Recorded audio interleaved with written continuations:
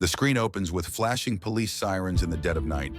A group of arrogant local cops in rural America are shown laughing cruelly as they shove a woman in military fatigues against a tree. One officer smirks. "You think your shiny medals mean anything here? Out here, you're nobody." The woman, General Sarah Mitchell, mid-40s, white skin, calm but bruised, eyes filled with quiet strength, refuses to cry.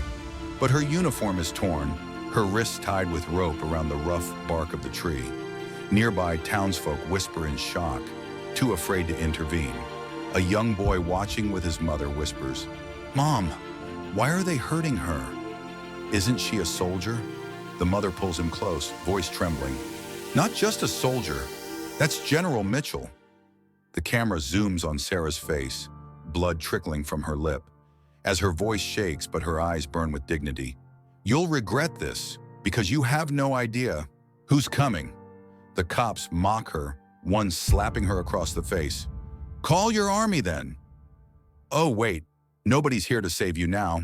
They laugh, taking selfies with her as if she's a trophy. Flashbacks cut in. General Mitchell in uniform, leading troops with bravery in the Middle East, saving lives, earning medals. Juxtaposed with her humiliation tonight, tied to a tree like a criminal. Meanwhile, a young deputy, new on the force, looks disturbed.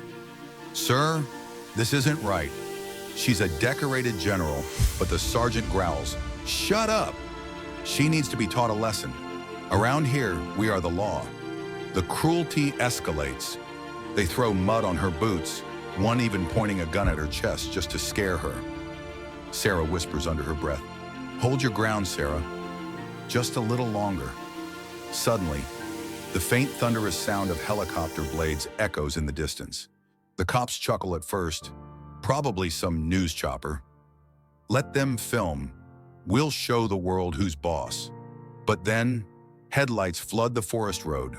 One Humvee, then another, then another. A full convoy of military vehicles rolls in, dust cloud rising.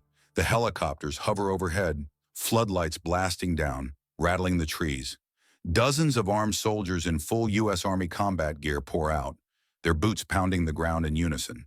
The air shifts, heavy, electric. The young deputy stammers, Sir, those aren't reporters."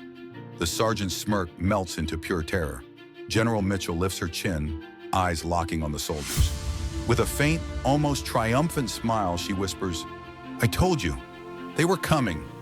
Two soldiers rush forward, untying her, saluting instantly as they help her stand. "Ma'am, we got your distress signal." Orders are clear. The forest explodes with tension. Armed soldiers surround the corrupt cops. Helicopters roar overhead. General Mitchell, dirt still smeared on her uniform, straightens herself, standing tall before the trembling officers. "You think you humiliated me? Number. You humiliated the very flag you swore to protect." The lead cop stutters. We didn't mean..." General Mitchell, cutting him off, voice sharp. "Save it. You'll explain yourselves to a military court." The soldiers seize the cops' weapons, cuff them, and drag them away as the townsfolk cheer in relief. The young deputy, ashamed, kneels before the general. I wanted to stop them. Please believe me." Sarah studies him, then places a firm hand on his shoulder. "Remember this night, son. Power without honor is nothing." The scene ends with Sarah boarding the lead Humvee, her soldiers saluting as she passes. The townsfolk clap, chanting her name. Helicopters rise, lights piercing the night sky as the convoy drives away, leaving justice behind. They tied her to a tree to humiliate her, but they forgot she carried the strength of an entire army. Would you have stood up against the corrupt cops, or stayed silent like the crowd? Comment justice if you believe power should always protect the people.